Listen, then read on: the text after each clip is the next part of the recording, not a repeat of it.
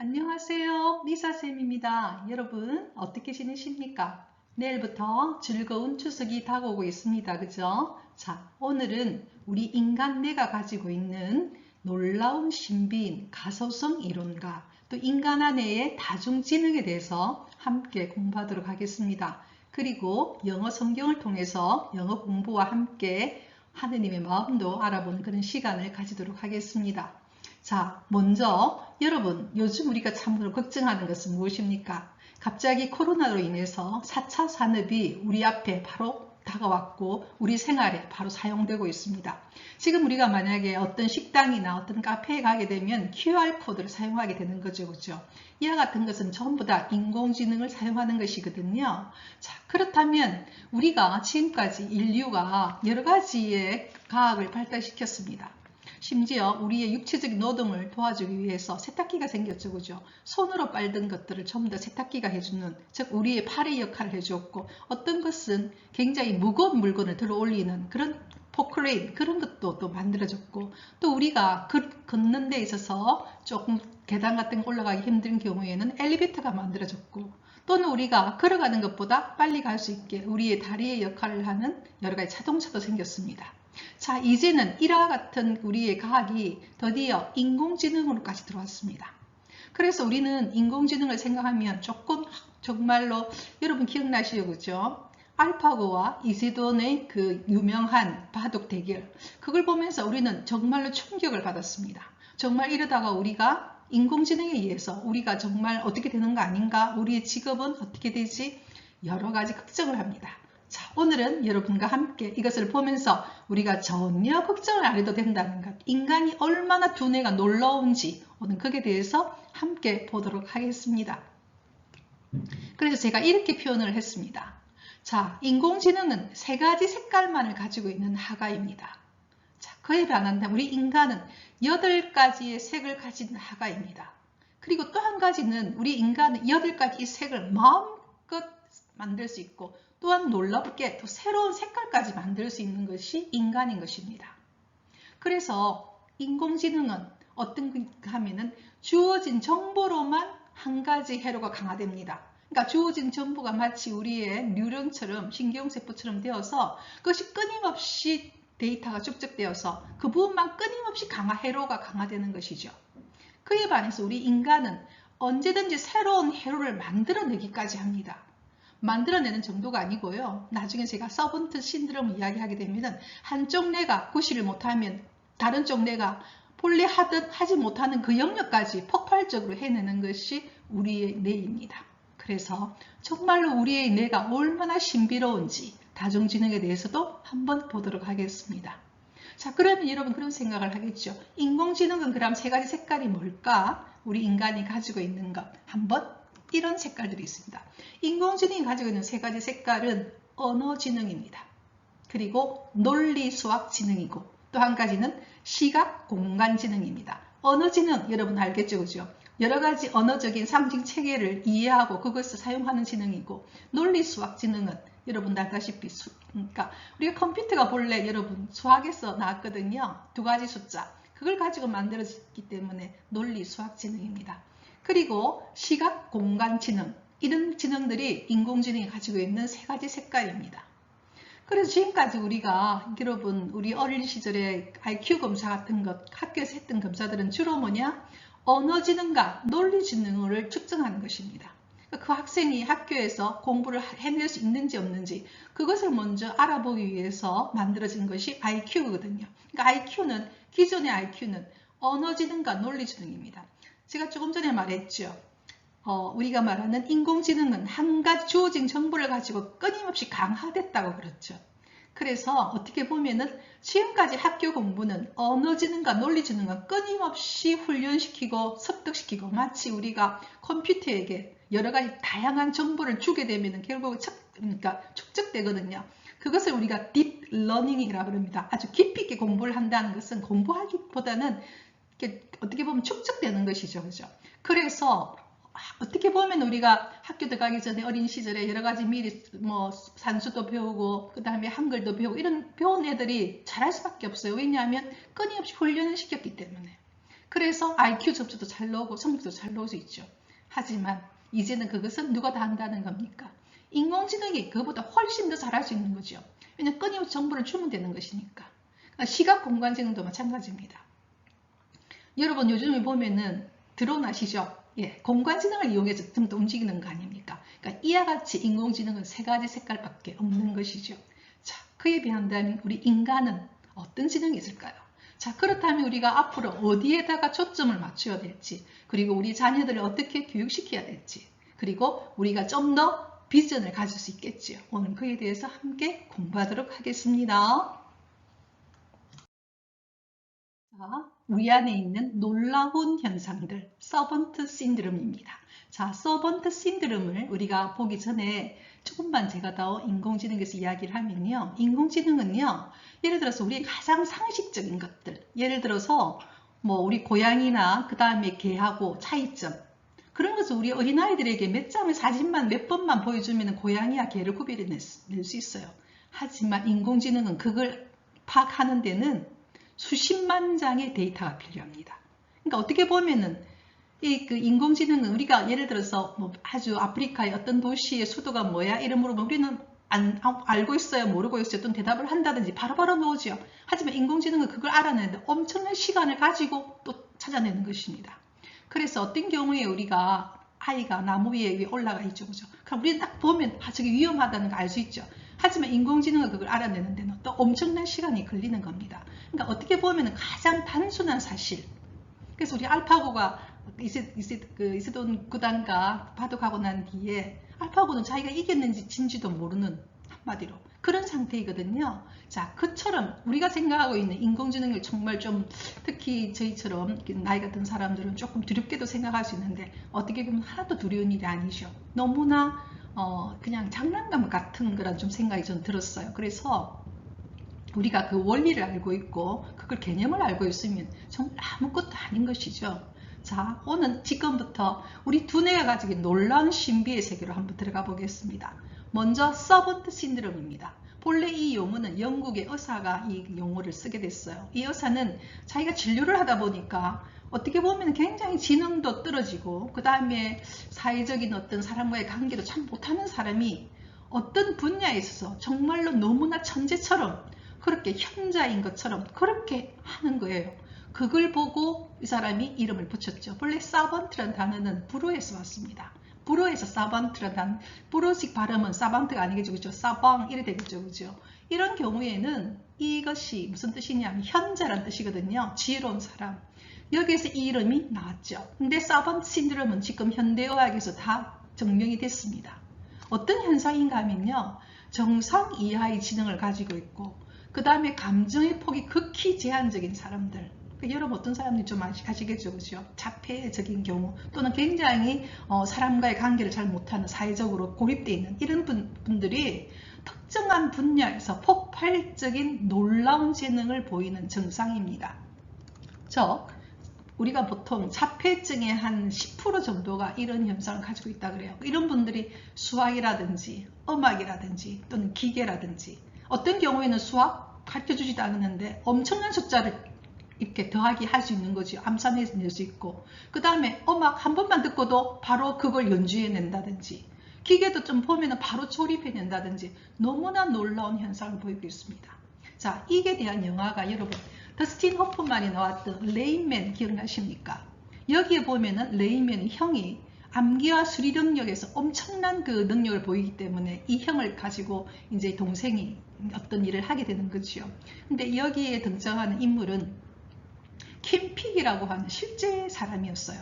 실제 이 사람은 우리가 말하는 옛날에는 지금 요즘 여러분 잘 모르는, 요즘 젊은이들은 잘 모르는데 우리 조금 나이가 있는 사람들은 보면은 전화번호와 그 다음에 전화번호 책이라든지 그 다음에 거기 보면 우편번호가 있는 그런 게 옛날에 책들이 있었어요. 근데 그걸 이 사람이 통째로 다 암기를 하고 있는 거예요.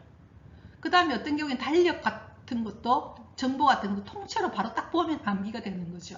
실제 이 인물을 우리가 영화로 만든 거거든요. 그럼 이 현상은 어떤 현상이었느냐? 보통 이 현상은 자뇌의 손상이 일어난 것입니다. 본래 우리 인간의 자뇌, 왼쪽 뇌죠, 그죠? 왼쪽 뇌는 논리와 언어와 추상적 사고를 담당하는 것입니다. 이 뇌가 손상이 되었을 때 오른쪽 뇌인 감각과 구체적이고 예술적 사고를 담당하는 이 우뇌의 기능이 누구 기능까지 하게 되느냐? 자뇌까지 하게 되는 거예요. 정말 놀랍죠. 그래서 우리가 이런 분들이 두뇌의 사진을 찍어보면 자뇌는 완전히 죽어 있는 거예요. 그리고 자뇌와 우뇌는 항상 연결이 되어 있거든요. 그거는 마치 우리가 다리가 연결되듯이 그 연결된 것을 영어로 뭐라고 하면은 내량이라 그래요. corpus callosum. 그러니까 우리가 자폐적인 경우에는 주로 자뇌와 우뇌가 연결이 되어 있지가 않아요. 사진을 찍어보면은. 그러면 자뇌는 완전히 죽어 있는데 이 우뇌가 어떤 기능까지 하게 되느냐? 자뇌의 기능을 한다는 거예요. 근데 그걸 어떤 식으로 하느냐? 폭발적으로 한다는 겁니다. 그래서 폭발적으로 해서 어떤 현상이 나타나느냐? 자네가 가지고 있었던 그런 어떤 수리적, 논리적 그런 것, 그 다음에 언어적 이런 것들이 폭발적으로 그 기능을 하게 되면서 나타나는 현상이라는 겁니다. 정말 놀랍죠? 그러니까 우리 두뇌는 여러분 AI하고는 비교가 안 되는 거예요. AI는 정보가 없으면 아무것도 못해요. 가장 간단한 정보도 엄청난 정보를 줘야만이 맞다, 틀렸다. 그래서 우리가 얼굴을 보고 그 사람 표정을 아는 데는 AI는 엄청나게 힘들어하는 거예요. 그에 반해서 우리 인간은 아닌 거예요. 한쪽 뇌가 죽었으면 다른 쪽 뇌가 다리도 연결되지 않는데 이쪽 기능까지 해서 그 사람이 이 세상을 살 수 있게 도와주는 거죠. 그런 거 보면 우리 뇌는 정말로 신비롭지 않습니까? 자, 또 한 가지 우리 다음 우리 뇌가 가지고 있는 놀라운 현상으로 또 가보도록 하겠습니다. 자, 그러면 정말로 놀라운 내용은 뭐냐면요. 뇌 가소성 이론입니다. 여러분, 뇌 가소성이란 말이 참 어려운 말이죠. 그죠? 영어를 착 쳐다보면은 굉장히 쉬워져요. brain plasticity. 한마디로 plasticity. 단어 앞에가 뭐예요? 플라스틱이죠. 플라스틱. 한마디로 이런 플라스틱이 어떤 성질을 갖고 있습니까? 얼마든지 구부릴 수 있고 얼마든지 모양을 만들 수 있고 플라스틱으로 만든 여러분 포크도 있고 플라스틱으로 만든 숟가락도 있고 플라스틱 접시도 되고 플라스틱은 얼마든지 여러 가지 형태로 만들어낼 수 있습니다. 한마디로 뇌는 스스로 그 환경에 적응하기 위해서 얼마든지 형태를 변화시킬 수 있다는 겁니다. 얼마나 놀랍습니까? 예. 내가 스스로 그렇게 한다는 거예요. 그래서 내가 외부의 자극이나 환경 변화에 대응하고 적응하기 위해서 이거는 나이에 전혀 관계가 없다는 겁니다. 나이에 관계없이 스스로 변하는 특성이죠. 그래서 이 이론은 누가 이걸 이제 완전히 이론을 만들어냈느냐 하면요. 캘리포니아 공과대학에 계시는 뇌과학자와 그 외에 수천 명의 과학자들이 함께 이 이론을 만들어냈고 지금 이 이론은 과학에서는 증명이 됐거든요. 그래서 마이클 머치니치라고 하는 캘리포니아 공과대학의 신경과학자입니다. 이분이 우리나라에도 한번 방문한 적이 있어서 강연한 거 제가 본 적이 있는데요. 지금은 여러분 예를 들어서 우리가 어떤 뇌가 조금 이따 제가 이야기하겠지만 이 뇌는 그럼 어떻게 환경 변화에 대응하게 되느냐? 외부 자극이나 환경 변화라 그랬습니까? 외부 자극이나 환경 변화가 어떤 거냐 하면요. 어떤 행동이나 어떤 정서가 케미컬 시그널, 화학적인 신호를 보내게 되는 것입니다. 그래서 우리가 지금까지 갖고 있는 편견이 있었어요. 옛날에는 무슨 생각을 했냐면요. 뇌는요. 전혀 굳어져 있다. 굳게 된다. 어린 시절에 한번 뇌가 행정되고 나면은 굳게 된다. 이런 이야기를 참 많이 했거든요. 그런데 마이클 머치니치가 이 이야기를 처음 한 건 아니에요. 제임스 조이스가 이 이야기를 했었어요. 인간에 대해 끊임없이 발전한다고. 그런데 수많은 과학자들이 아니다. 그러니까 그런 시간들이 오랜 시간이 있었죠. 그로 인해서 지금 우리들이 갖고 있는 편견은 뭐냐면요. 나이가 들면은 뇌가 축소하는 것이고 나이가 들면은 깜빡깜빡하는 것이고 나이가 들면은 자꾸만 이렇게 인지가 떨어진다. 이런 굳어진 생각을 갖고 있는 겁니다. 그런데 지금 전혀 아니라는 게 밝혀졌어요. 그럼 왜 그렇게 되느냐? 저는 이걸 조금 알 수 있을 것 같았어요. 왜냐하면 제가 고등학교에서 영어 교사로 오래간 있었거든요. 그래서 제가 고등학교 1학년, 2학년, 3학년, 뭐 고3이 아니더라도 고2만 되더라도 아이들이 하루에 공부를 어느 정도 하느냐 하면요. 잠자는 시간이 보통 6시간, 5시간밖에 안 돼요. 나머지 시간은 거의 대부분이 공부를 하고 있어요. 그런데 우리 보통 우리 뭐 중년의 그 사람들은요. 제가 보고 있으면 하루에 공부하는 시간이 거의 없어요. 그렇다면 훈련이라고 그랬죠. 그죠? 학교 공부는 특히 우리 언어와 수리 쪽은 훈련의 결과라고 했어요. 그래서 여러분 AI가 그만큼 축적된 기술로 방대한 데이터로 뭔가를 이렇게 결과를 내거든요. 그런데 아무것도 공부를 안 하는 사람과 하루에 그렇게 수십 시간을 공부를 매일같이 하는 사람은 결과가 다를 수밖에 없어요. 그래서 영어 같은 경우에 우리가 특히 나이 드신 분들이 나 영어 공부 좀 해야 되는데 영어가 안 되는데 제가 가만히 보고 있으면 그분들이 그럼 어떻게 하느냐? 거의 안 봐요. 영어 문장도 보지도 아니하고 암기도 안 해요. 우리 학생들은 제가 학교에서 어떤 경우에 영어 문제를 내게 되면은 그 본문 전체를 암기를 다 합니다. 근데 그 애들이 금방 암기가 되는 건 아니에요. 그 애들도. 물론 우리가 14세에서 15세 이때가 최고로 우리의 그런 부분이 폭발적으로 할 수 있는 능력이 뛰어나다고 하긴 해요. 하지만 그걸 암기해내는데도 시간이 엄청 걸리거든요. 그만큼의 훈련을 한다는 것입니다. 그런데 우리는 하지 않거든요. 그러면서 내가 이제 나이가 드니까 뭐 이런갑다. 이렇게 어떻게 보면 그걸 우리가 요즘에 어떤 분은 그런 이야기를 하던데 핑계인 거죠. 또는 습관인 거예요. 그리고 깜빡깜빡 하는 것은 그만큼 내가 거기에 대해서 주의를 집중하지 않기 때문에 그렇습니다. 어떤 것에 주의를 집중하면 그거는 내가 암기를 하게 돼요. 알게 되고요. 그래서 우리가 나이 든 사람들이 이제 핑계 댈 게 없어요. 현재 과학 이론과 뇌에 대한 이론에 의하면. 그래서 그럼 어떻게 우리가 뇌 가소성을 증가시킬 수 있느냐? 행동과 정서가 영향을 미칩니다. 행동과 정서가 케미컬 시그널을 보내지요. 화학적인 신호를 보내게 됩니다. 우리 뇌에는 뇌신경만 하더라도 100억 개라 그러죠. 그 다음에 뇌신경에 또 연결되어 있는 시냅스가 1000개라 그러거든요. 엄청난 수의 이 신경세포가 연결되어 있어요. 그래서 그 신경세포가 내가 끊임없이 어느 날 훈련을 하지 않으면 그 신경세포는 어떻게 생각하느냐? 이것이 필요 없는 부분이구나. 그래서 갖다 버리는 거예요. 그래서 어떤 분은 이걸 캐비넷에 비교하는 분을 내가 본 적이 있어요. 캐비넷에 여러 가지 정보들을 이렇게 필요한 정보들을 뭐 작은 어떤 박스 또는 조그만 박스 동그란데 이런 식으로 캐비넷에다 저장을 했다가 내가 끊임없이 그걸 쓰지 않으면 이 뇌는 어떻게 생각하느냐? 이게 필요 없는 모양이다 해서 갖다 버리는 거예요. 그래서 어떤 경우에 피아노를 갖다가 10몇 년 동안 치지 않으면 다시 치려고 하면 어떻게 보면 좀 처음부터 좀 배워야 되는 그렇게 될 수도 있거든요. 그래서 이와 같은 어떤 훈련이나 하지 않게 되면 뇌는 그 부분에서 그냥 죽어버리는 거죠. 그리고 또 하나 가지 영향을 미치는 건 정서입니다. 특히 이게 이제 우리가 어린 시절에 제가 굉장히 중요하다고 그랬는데요. 어린 시절에 정서는 뇌에 엄청난 그 트라우마를 주게 되면 그 부분에서 뇌가 죽게 될 수 있어요. 그래서 그렇게 죽게 되면 연결이 돼야 되거든요. 서로 간 연결만이 되지 않으면 인지가 발달 안 할 수가 좀 있어요. 그런데 이것은요. 그렇다 무슨 이야기입니까? 내 가소성이니까 얼마든지 좀 회복이 가능하다는 겁니다. 그렇기 때문에 우리가 앞으로 제가 이야기를 하겠지만 뇌 손상이라든지 뇌졸중이라든지 여러 가지 현상이 나타나더라도 그 부분을 다시 훈련을 시키면은 그 부분이 작동을 하게 되는 것이죠. 그래서 우리가 정말 이거는 우리한테 굉장히 많은 정보를 주고 있어요. 그래서 여기에 대한 실험은 정말로 많이 진행됐거든요. 늙은지, 그 다음에 젊은지, 그 다음에 나이 든 사람이 뇌, 그 다음 젊은 사람이 뇌, 그 다음에 예를 들어서 영어 같은 경우에 언어가 안 되는 사람도 그 부분을 끊임없이 훈련을 시키면은 내가 그 부분을 해독하는 능력, 그러니까 여러 가지들이 뇌 가소성 이론에서는 너무나 많은 연구가 진행이 되어 있습니다. 그래서 그 이야기를 조금 드리고 싶고요. 그 다음에 긍정적인 변화는 그러면 어떤 경우에 일어날 수 있느냐? 뇌 손상이나 제가 좀 전에 이야기했죠. 뇌를 다치거나 뇌질환, 뭐 우리가 말하는 뇌졸중, 뇌출혈 뭐 이런 경우에 일어난 경우에 뇌신경 세포는 죽게 돼요. 하지만 그 신경망을 활성시킬 수 있어요. 그리고 또 심지어는 새로운 신경망을 만들어서 그 환경에 적응이 가능합니다. 그래서 정말 이게 놀라운 또 우리에게 이야기죠, 그죠? 그리고 또 부정적인 변화는 뭐냐면요, 중독입니다.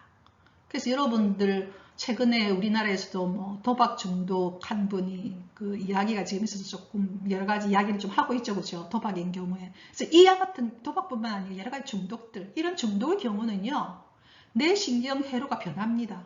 중독인 사람과 아닌 사람의 뇌 사진은 지금 달라져 있어요. 그래서 한마디로 이거는 뭐냐 하면 우리의 외부 자극이 그 부분만 끊임없이 사용하게 되기 때문에 다른 부분은 다 필요가 없다고 생각해서 뭐 되느냐? 죽어버리는 거예요. 정말 놀라운 일이죠. 그래서 얼마든지 우리의 두뇌는 변화가 가능하다는 겁니다. 플라스틱처럼 구부릴 수도 있고 늙힐 수도 있고 어떤 날은 포크를 만들 수도 있고 스푼을 만들 수도 있고 접시를 만들 수도 있고 어떤 형태든지 가능하다는 거예요. 그래서 여기서 가장 중요한 것은 뭐냐? 훈련입니다. 그래서 행동이나 정서는 아주 기본 좋은 정서들이 있겠죠. 그죠? 그래서 이 뇌 가소성 이론은 우리에게 굉장히 많은 비전을 주고 있어요. 그래서 오늘 여러분에게 이 이야기를 드립니다. 자, 그러면 우리 뇌에 또 놀라운 신비, 다중지능 8가지인데요. 다중지능 8가지 색깔이 있다 그랬죠? 이 이론은요, 하워드 가든이라고 하는 하버드 대학의 심리학과 교수입니다. 이분이 이 이론을 만들었죠. 그리고 이 이론은 지금 다 증명이 되었습니다. 그래서 다중지능 우리가 multiple intelligence라고 그러거든요. 그래서 이 8가지는 서로서로 따로따로 작용하는 것이 아닙니다. 언제든지 서로 영향을 주고받으면서 협력합니다. 또한 동시에 조금 전에 이야기했죠. 뇌 가소성 이론에 의해서 이 다중지능은 끊임없는 교육과 훈련을 통해서 얼마든지 일정한 수준으로 개발할 수가 있습니다. 또는 퇴보도 시킬 수 있는 것이죠. 예, 그게 바로 이 신비인 겁니다. 만약에 내가 그걸 훈련하지 않고 내버려 두고 쓰지 않게 되면 결국 죽게 되는. 그러니까 얼마든지 이것은 변화가 축소도 가능한 것이고 확장도 가능한 것인 거죠. 그게 바로 다중지능이거든요. 자, 이 중에서 요즘에 굉장히 이야기를 많이 하고 있는 메타인지. 이게 다중지능의 7번째에 있는 자기 성찰지능입니다. 이 자기 성찰지능은요, 요즘에 메타인지라고 말을 많이 하던데요. 메타라는 말은 초월한다는 거죠. 그러니까 우리 인지를 초월하고 있다. 왜? 너무나 놀라워서. 예. 이 너무나 놀라운 이 지능은 뭐냐? 자기 자신을 바라볼 수 있는 거울과 같은 것이라는 겁니다. 그리고 또한 자신을 믿는 능력. 그리고 완벽하진 않지만 자신을 수용하고 인정하는 것입니다. 그래서 아주 우리가 성공한 사람들이 가지고 있는 우리나라에서도 그렇죠. 여러분 뭐 김연아 그다음에 여러 가지 유명한 사람들을 이 그 다중지능 검사를 했어요. 근데 이렇게 정말 뛰어난 사람들이 가지고 있는 그 지능 중에서 우리가 나중에 여러분 같이 한번 해볼 건데요. 근데 이분들이 공통적으로 가지고 있는 지능이 하나가 있어요. 그게 바로 뭐냐? 자기 성찰 지능입니다. 즉 메타인지죠. 도대체 자기 성찰 지능은 구체적으로 어떤 것들일까? 자, 여러분에게 제가 3가지의 질문을 여러분 드리겠습니다. 여러분도 궁금하잖아요. 그럼 도대체 내가 8가지 지능 중에서 어떤 부분에서 내가 좀 그 지능이 내가 조금 우리가 말하는 지능 프로파일적인 측면에서 어느 쪽이 좀 내가 좀 뛰어난가 궁금하잖아요. 그래서 여러분에게 한 3가지 정도의 질문을 주면은 그냥 대충은 좀 알 수 있을 것 같아요. 그래서 제가 먼저 자기 성찰 지능, 요즘에 이야기를 정말 많이 하고 있는 메타인지 지능. 근데 메타인지 지능은요, 보다 중요한 게 자신을 믿는 능력입니다. 자신을 믿어야 돼요. 이게 심리적인, 제가 좀 전에 말했죠. 우리 두뇌에 정서가 영향을 준다고요. 내가 내 자신을 수용하고 믿는 능력이 굉장히 중요해요. 그래서 이런 부분에서 신앙인들은 굉장히 도움을 많이 받죠. 그죠? 자, 그럼 여러분에게 3가지 질문을 한번 드리겠습니다. 자, 첫째는 뭐냐면요. 자기 자신을 되돌아보고 내 자신을 한번 성찰하고 되돌아보면서 앞으로의 생활을 계획하는 것을 좋아한다. 어떻습니까, 여러분? 여러분 자신을 되돌아보고 앞으로 생활 계획하는 걸 좋아하십니까? 예. 첫 번째 질문. 그다음 2번째 질문은 나의 현재의 건강 상태나 내 기분이나 어떤 컨디션들을 내가 좀 정확히 안다. 정확히 파악하고 있다. 2번째입니다. 내 컨디션이나 건강이나 이런 것들을 내가 정확히 좀 파악을 한다. 2번째입니다. 그 다음 3번째 질문은요. 평소에 나는 나의 능력이나 어떤 그런 재능을 개발하기 위해서 노력하고 있다. 어떻습니까?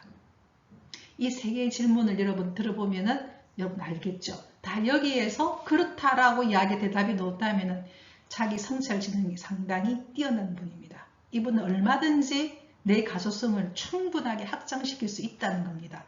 그래서 결과적으로 어떤 일을 여러분 해나갈 때 내 스스로를 한번 점검하고 그 다음 이것은 이렇게 하면 되는지 안 되는지 보고 다시 또 개선을 한다든지. 그래서 여러분 어떤 경우에 골목, 상권 이런 데서 뭐 여러분 잘 안 되는 뭐 음식점 이런 거 보고 있으면 어떤 날 그런 생각이 들죠. 왜 저 사람은 저렇게 안 되면 그 이유를 파악하고 왜 그런지 생각해보면 조금씩 변화가 있을 텐데 그런 생각이 들 때가 좀 있지 않습니까? 한마디로 우리가 자기 자신의 그런 어떤 현재 상황을 되돌아본다든지 그다음에 내 감정이 또 지금 어떤지 내 마음이 어떤지 그런 걸 볼 수 있는 것이 바로 자기 성찰 지능이고 무엇보다도 어떤 경우에는 제가 최근에 외국에서 아주 그 유명한 그 대학에서 심리학 하는 그 교수가 한국에 와서 조금은 그 발음이 부정확한 발음으로 자기는 메타인지를 발견하고는 너무나 자기가 행복해졌다고 대학교 4학년 때 메타인지 즉 자기 성찰 지능이죠. 그러니까 이분은 평소에 자기 자신은 굉장히 완벽을 추구하던 사람이었던가 봐요. 공부를 너무나 잘했던 사람이니까. 근데 어느 날 자기가 자기를 보니까 자기가 우리가 어떤 걸 할 때 처음부터 완벽하지가 않거든요. 처음은 실수도 성이죠. 저도 최근에 제가 오늘 이렇게 15번째 영상이거든요. 근데 제가 앞에 영상을 한 번씩 볼 때가 있어요. 왜냐하면 최근에 보니까 제가 오래전에 올렸던 영상이 막 사람들이 조회수가 좀 막 올라가더라고요. 그래서 내가 그때 뭐라고 했지 하고 들어가서 보니까 왜 그래 목소리도 그렇게 다운이 돼가 있을 뿐만 아니고 굉장히 긴장감도 느껴지고 굉장히 좀 불편해요. 제가 제 영상을 보더라도 처음은 다 그렇거든요. 그래서 여러분 제가 지금 영상을 조금은 그래도 옛날보다 좀 자연스러워졌죠, 그죠? 그래서 이렇게 사람은 처음부터 이렇게 완벽하지 않습니다. 그러니까 조금씩 이렇게 개선되어 가겠죠. 저는 그런 거거든요. 그러니까 그런 걸 보면서 아, 내가 이렇게 완벽하지 않아도 되구나. 그래서 어떤 날 자기가 토론을 한다든지 어떤 교수 협의 이런 거 할 때 자기가 자기 그러니까 의견을 밝히 못했던 것은 뭐냐 하면 아, 내가 이런 이야기하면 사람들이 나를 뭐 이상하게 보는 거 아니야? 저는 뭐 저런 말도 안 되는 소리를 하지. 그런 것 때문에 자기가 굉장히 좀 위축되었는데 자기가 이 자기 성찰 지능인 메타인지를 보면서 아, 처음부터 그렇게 안 해도 되는 거구나. 그러면서 자기는 알게 되었다. 그래서 요즘에 우리나라 와서 이 메타인지를 막 강조를 하니까 또 우리나라에서 보면은 어머니들이 자녀 교육이 많은 분들 다 메타인지가 또 뭐지 막 이래가지고 또 메타인지를 가르쳐야 되는가 이렇게 갖고 막 오는가 봐요. 제가 그걸 가만히 보면서 메타인지에서 가장 중요한 거는 뭐냐면요. 자신을 믿는 능력입니다. 자기를 사랑하는 능력이죠. 그래서 그런 능력은요. 가르쳐주는 게 아니에요. 그냥 여러분들이 자녀를 사랑하면 돼요. 그리고 자녀가 자기를 사랑하도록 넌 괜찮다라는 거 이미 그 사실을 알게 되면요. 자기를 수용하게 됩니다. 그래서 그럼 가르쳐주는 게 아니에요. 그냥 여러분이 사랑하면 돼요. 그리고 그 아이가 자기를 사랑하도록 넌 이미 괜찮으니까 그걸 받아들이게 하면 되는 거거든요. 그래서 우리나라는 어떤 새로운 용어만 놓으면 막 뜨는데요. 메타인지가 그냥 초월, 즉 인지가 초월한다는 거죠. 인지 초월한다는 인간은 본래 신비로운 존재예요. 네, 그걸 그냥 받아들이는 거예요. 우리 인간은 그냥 뭐 어떤 사람은 뭐와 산수, 뭐와 뭐로 과학적 요소로 이야기하는데 아니에요. 인간은 얼마나 신비로운데요. 그래서 그게 바로 자기 성찰 지능입니다. 자, 여러분 우리 모두 다 이미 여러분 신비로운 존재임을 기억하시고요. 그랬으면 좋겠습니다. 자, 그 다음 우리 또 지능으로 가볼까요?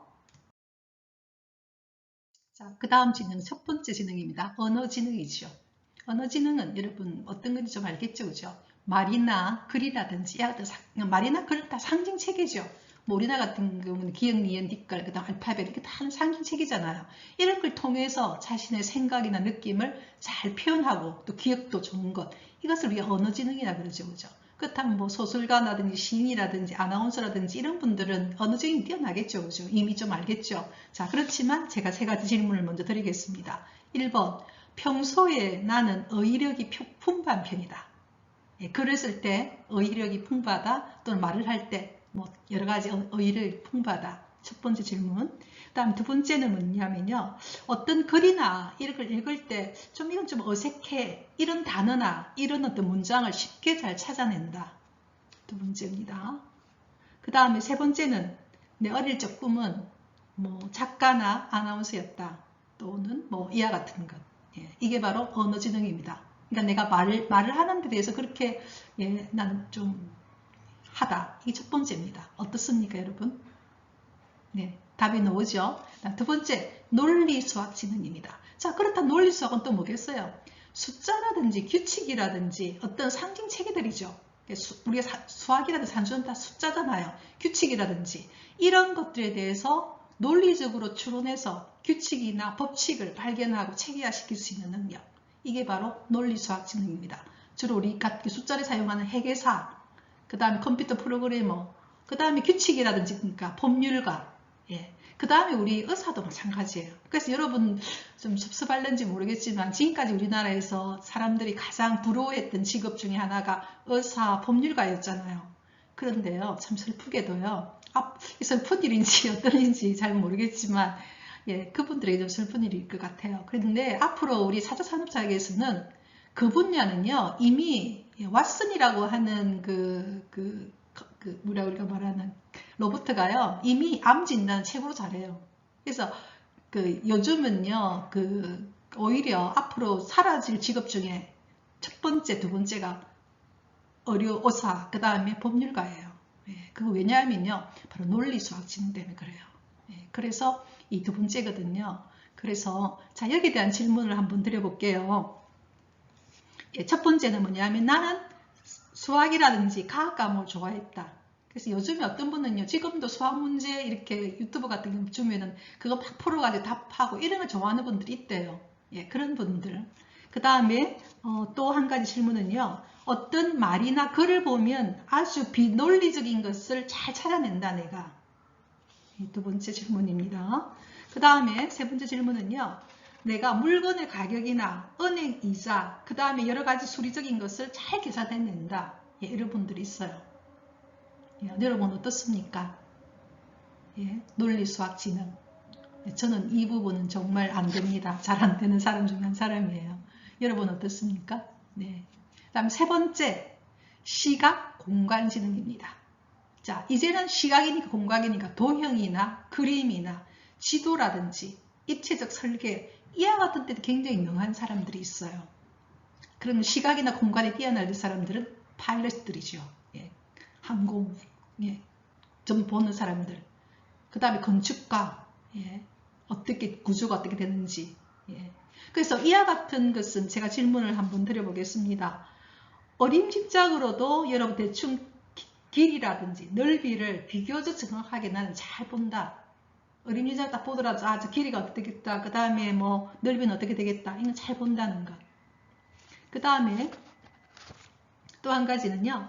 한번 갔던 길을 나는 참 좀 잘 찾는다. 어떤 곳에 가면 지형을 보고 내가 그 구조를 좀 잘 보고 잘 찾아낸다. 이런 질문 두 번째로 드리겠습니다. 그 다음에 세 번째 질문은요.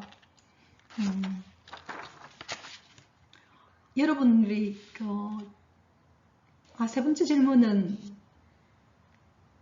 제가 지금 한번 찾아보니까 잠깐만요. 제가 지금 이렇게 문항들을 지금 보면서 하니까 여러분 조금만 예. 세 번째 질문은요. 어떤 공간을 보면은 내가 어떻게 공간에 어떻게 가구라든지 이런 걸 잘 배치해야 될지, 그 다음에 사무실을 꾸밀 때 내가 어떤 재료를 쓰면 어떤 느낌이 들지 잘 배치할지 잘 안다. 이 세 번째 질문입니다. 여러분 어떻습니까? 예. 저 개인적으로는 저는 언어 지능은 조금 뛰어난 것 같아요. 그래서 제가 교사가 되기 위해서는요, 특히 영어 교사, 언어 교사죠, 그죠? 국어 교사는 언어 교사 같은 경우에는 언어 지능이 있어야 합니다. 예, 그래야지 이게 굉장히 이게 자기가 그 일을 해내는데 이건 좀 타고나는 것이거든요. 예, 물론 이거 훈련시켜서 좀 더 강화시킬 수 있어요. 하지만 타고나는 것이기 때문에 언어 지능은 저는 좀 있었던 것 같고 논리 수학 지능은 저는 아니었어요. 그 다음에 시각, 공간 지능은 이게 저는 좀 있어요. 근데 여러분 알다시피 지금 언어 지능이라든지 논리 수학 지능이라든지 시각, 공간 지능은요, 앞으로 AI가 다 대체해서 하게 되는 지능입니다. 예. 자, 그러면 그 다음 지능으로 한번 넘어가 보도록 하겠습니다. 자, 네 번째 지능은 음악 지능입니다. 이제는 가락이라든지 리듬이라든지 소리 등이 하나의 상징 체계겠죠, 그죠? 그게 대해서 굉장히 민감하고 그것을 잘 다루고 그것을 창조할 수 있는 능력입니다. 그래서 음악 지능은 여러분 아실 겁니다, 그죠? 제가 질문을 드려보겠습니다. 첫 번째 질문은 내가 취미생활로 악기 연주나 음악 감상을 즐긴다. 자, 그 다음에 두 번째 질문은요. 나는 다른 사람의 연주나 노래를 들으면 어떤 점이 부족한지 좀 알 수 있다. 자, 그 다음에 세 번째 질문은요. 다른 사람과 노래할 때 나는 하음을 곧잘 넣는다. 하음을 넣을 수 있다. 이게 바로 음악 지능입니다. 어떻습니까, 여러분? 네. 자기 자신을 볼 수 있겠죠. 자, 그다음 다섯 번째, 신체 운동 지능입니다. 신체 운동 지능은요, 춤이라든지 연기라든지 운동 등의 상징 체계를 쉽게 익히고 창조해낼 수 있는 능력입니다. 자, 그러니까 신체 운동 지능은요, 제가 질문을 드려보겠습니다. 첫 번째, 평소에 몸을 움직이며 활동하는 것을 좋아한다. 예. 다음 두 번째 질문은요, 어떤 운동이라도 한두 번 해보면 잘할 수 있다. 다음 세 번째 질문은요, 나는 운동을 잘한다는 말을 곧잘 듣는다. 이게 바로 신체 운동 지능입니다. 저 개인적 이야기를 하면요, 저는 아주 조금 50대 초반 때 그 당시 어떤 대학 앞에서 재즈 댄스를 배우러 간 적이 있어요. 왜냐하면 재즈 댄스란 말 자체가 좀 멋진 것 같고 댄스를 배우면 재밌을 것 같아가지고 그걸 배우러 갔는데요. 지금도 기억하기는요, 석 달 내내 가서 배워도 이게 잘 안 되는 거예요. 그래서 저는 신체 운동 지능은 거의 우리가 말하는 몸치의 수준에 좀 가까워요. 그래서 저는 운동이라고는 걷는 것밖에 안 합니다. 걷는 게 저는 제일 편해요, 그냥. 그래서 신체 운동이 지능 뛰어난 사람들은요, 조금만 가르쳐주면 바로 이게 좀 가능해요. 사람마다 이게 좀 있거든요. 물론 이것도 가소성 이론에 의해서 내가 자꾸 훈련을 하면 할 수는 있어요. 근데 조금 힘이 든다는 거예요. 자, 그 다음에 여섯 번째, 대인지능입니다. 인터퍼스널이죠. 개인 대 개인의 서로 간에, 한마디로 대인지능은요, 사람과의 관계에 대해서 잘 아는 그런 지능을 이야기합니다. 그래서 사람들 간의 기분이라든지 어떤 사람의 동기라든지 그 사람의 바람을 잘 이해하고 그에 적절하게 반응할 수 있는 능력이 바로 대인지능입니다. 자, 제가 질문을 드려보겠습니다. 첫 번째, 친구나 가족들의 고민을 잘 들어주거나 해결하는 것을 좋아한다. 그 다음에 두 번째 질문은요, 다른 사람으로부터 참 다정다감하다 이런 소리를 잘 듣는다. 번째 질문입니다. 다음 세 번째, 가족이라든지 직장 상사라든지 동료들과 누구와도 좀 잘 지내는 편이다. 세 번째 질문입니다. 여러분 어떻습니까? 자, 여러분 어막지능, 신체 운동지능, 대인지능, 지금 우리가 사실은 6개 한 게 아니고 7개 했거든요. 메타인지 기억나시죠? 그죠? 자기성찰지능. 이제 마지막으로 한 가지 지능이 남았습니다. 자, 이제 글로 가도록 하겠습니다. 자, 이제 8번째, 자연친화지능입니다. 우리가 자연친화지능은 여러분 좀 이제 감이 잡히죠, 그죠? 식물이나 동물 등에 관심을 가지고 그 인식과 분류에 아주 탁월한 능력을 가진 분들입니다. 제가 세 가지 질문을 드리겠습니다. 자, 첫 번째 질문은요, 나는 동물이나 식물을 굉장히 좋아하고 잘 돌본다. 두 번째, 나는 동물이나 식물에 관하여 좀 정보를 많이 알고 있다. 그 다음에 세 번째, 나는 동물이나 식물들이 갖고 있는 특성을 분석하는 걸 좀 좋아한다. 여러분 어떻습니까? 자연친화지능하는 갑자기 제인구달이 생각나지 않습니까? 예, 이와 같은 지능을 이야기합니다. 자, 그럼 여러분 지금 8가지 지능을 이야기했습니다. 여기에 대해서 난 좀 더 알고 싶다. 이런 분들은 본래 이 지능에 대해서 이야기했던 하워드 가드너의 그 다중지능에 대한 그 어떤 책들을 끊임없이 번역하신 분이, 그리고 우리나라에서 처음으로 이것을 이야기하신 분이 누구냐면요, 교육부 장관도 하시고 서울대학교 교육학과 교수님이었던 문용린 교수님의 번역본이 책이 있어요. 그리고 이분이 여기에 대해서 이야기하는 그런 영상들도 좀 있거든요. 그래서 여기에 관심 있는 분들은 그런 책들이 번역이 아주 잘 돼 나와 있으니까 이 책들을 참조하시면 될 것 같습니다. 그리고 저는 이것을 어떤 경우에 좀 썼냐 하면요, 제가 지금 여러분 8가지 지능을 했잖아요, 그죠? 그 중에서 가장 강한 것 한 3가지만 한번 찾아보세요. 그게 여러분이 가지고 있는 강점 지능입니다. 8가지 지능들 중에서 가장 강점이 되는 3가지 지능이죠. 이거는 타고나기는 해요. 그런데 그것을 어떻게 할 수 있어요? 좀 더 훈련을 시켜서 보강할 수도 있어요. 그래서 외국에는요, 다중지능 학교도 있어요.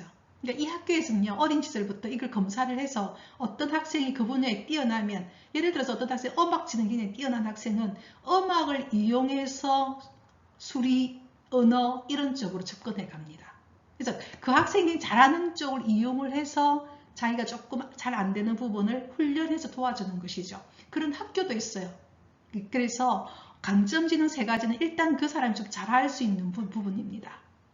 나머지 부분은 우리가 아까 제가 이야기한 것처럼 내 가소성 이론에 따라서 내가 좀 더 훈련을 시킬 수 있고, 근데 나머지 본래 세 개는 본래 내 안에 가지고 있는 좀 더 내가 좀 잘할 수 있는 그것이죠. 그래서 제가 이거 언제 좀 이걸 좀 많이 해봤냐면요. 고3 때 제가 고3 수업을 좀 하면서 어떤 날 되면 애들이 한 6월달, 7월달 되면 조금 이렇게 힘이 빠질 때가 있어요. 그리고 6월달 좀 되면 벌써 수시 같은 거 우리가 입시 준비를 하거든요. 그래서 이제 수업도 좀 빠질 때도 있고 이래서 제가 한 번씩은 우리 학생들 대상으로 이것에 대해서 다중지능을 한번 애들에게 이렇게 검사를 같이 한번 해본 적도 있어요. 그렇게 해보면은 뭘 도와주느냐 하면요. 아, 나는 내가 만약에 어떤 학과를 가고 싶다. 그럼 그 학과에는 필요한 지능이 있어요. 그렇지만 예를 들어서 의사 같은 경우에도 외과 의사 같은 경우에는 아까 제가 말한 것처럼 논리, 수학 지능도 뛰어나야 하지만 손을 써야 되잖아요. 그래서 신체 지능도 뛰어나야 합니다. 내과 의사는요. 그에 반해서 정신과 의사는 어떨까요? 같은 의사지만 정신과 의사는요. 논리, 수학 지능이라고 하는 본래 그 학문을 배울 수 있는 능력도 있어야 되지만 인간 관계에 대한 아까 말했죠. 그죠? 인간관계, 대인지능도 뛰어나야 하고 그 다음에 또한 동시에 자기 성찰지능도 뛰어나야 하거든요. 그래서 자기가 가고자 하는 학과와 그 다음에 자기 타고난 지능이 어떻게 부합되는지 이걸 한번 이렇게 해보는 것도 굉장히 도움이 됩니다. 그래서 진로 결정할 때 굉장히 도움이 되고요. 또는 예를 들어서 나는 이미 뭐 직장 이런 거 필요 없고 이렇다면은 자기 삶에서 나는 도대체 어떤 지능이 내가 본래 타고났는가. 그 다음에 내가 어떤 부분을 좀 더 보완할 수 있겠는가. 그런 게 있거든요. 저도 예를 들어서 옛날에는 식물에 대해서 별로 관심이 없었고 제가 대학 다닐 때 지금도 기억하기에는 대학교 1학년 때는 전과목을 다 저희들은 공부를 했거든요. 그 당시에 제가 생물은 가락을 했어요. 정말 생물에 대해서 관심이 없었어요. 그런데 요즘에 제가 뭘 굉장히 좋아하는가 하면요. 저희 집이 정원 가꾸는 거 너무 좋아하거든요. 식물 키우는 거. 정말로 그걸 키우고 있으면 정말 기쁨이 있어요. 그래서 식물마다 요즘에는 이름도 쉽게 금방 이렇게 딱 여러분 어떤 앱을 까면은 그 식물 사진 딱 찍으면은 그 식물 이름도 가르쳐 주거든요. 그래서 저희 집에는 저희 이제 추석 때는 제 손녀가 있어요. 그래서 그 애들이 오면은 볼 수 있게 다 이름표를 다 이렇게 붙여놨거든요. 그래서 내 안에 본래는 별로 그게 개발이 안 됐지만 지금 와서 내가 개발할 수 있는 것이 있습니다. 음악 지능도 마찬가지예요. 저는 음악 듣는 거는 굉장히 좋아했지만 요즘 제가 피아노를 시작하면서 좀 더 그 부분에서 이게 좀 더 됐죠. 그래서 요즘에는 제가 클래식 음악 듣는 걸 너무 좋아합니다. 요즘에는 FM 딱 틀어놓고 듣고 있으면 처음에는 조금 어떤 부분은 좀 지루한 부분도 있었는데 그걸 제가 지금 한 1년 정도 들었거든요. 시간만 날 때마다 FM 틀어놓고 듣다 보니까 갈수록 좋은 거예요. 그러니까 맛이 있는 거죠. 그래서 왜 제가 클래식이라 하는지 알 것 같았어요. 그러니까 옛날 제가 좋아했던 음악들을 그냥 한 편에 예를 들어서 우리 유행가 가사 같은 경우에는 한 편에 좀 짧은 이야기 같으면은 클래식 음악은 그 사람이 한 인생 이야기를 하는 것처럼 기쁨을 줄 때가 좀 있습니다. 그래서 언제든지 우리 안에서 정말 이런 호기심이 가는 분야가 있으면 그것을 끊임없이 한번 들어보세요. 끊임없이 한번 해보세요. 그러면 거기서부터 뭔가 재미가 나와요. 활력이 나오는 거죠. 그래서 여러분에게 그걸 좀 권하고 싶습니다.